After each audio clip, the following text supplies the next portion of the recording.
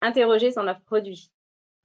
D'abord, son offre produit, on va adopter une politique d'achat responsable. On va regarder la partie achat. Donc, on sait que 68% des acheteurs privilégient l'achat auprès de sites français et des marques françaises.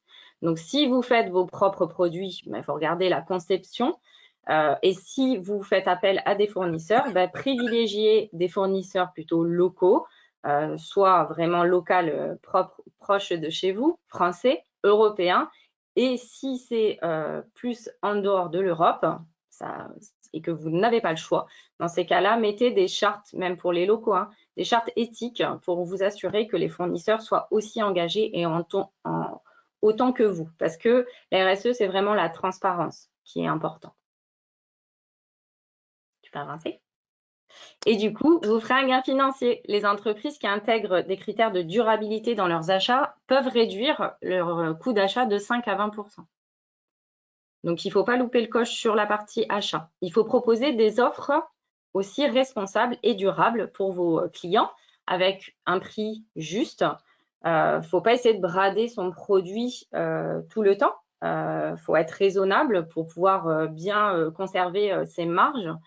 Et aussi, ça permet de ne pas brader le savoir-faire de la personne qui l'a fabriqué, par exemple. Donc, ça montre aussi une image où on fait attention à tous nos partenaires.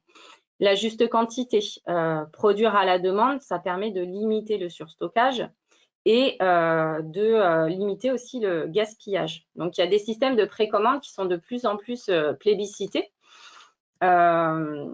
On va le voir après, je vous donnerai un exemple un peu plus concret avec Asphalt notamment.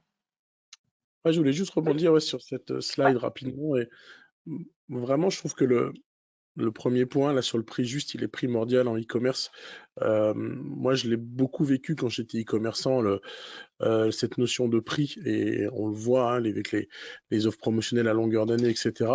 La RSE, c'est un moyen de venir combattre ça, où on détruit la valeur de la chose, on détruit la valeur des produits énormément sur le net. Il faut aller contre ça parce que c'est nos vies de e-commerçants qui en dépendent. Il faut justifier la valeur de nos produits, trouver les bonnes façons aussi de les mettre en avant, les bonnes méthodes pour les vendre.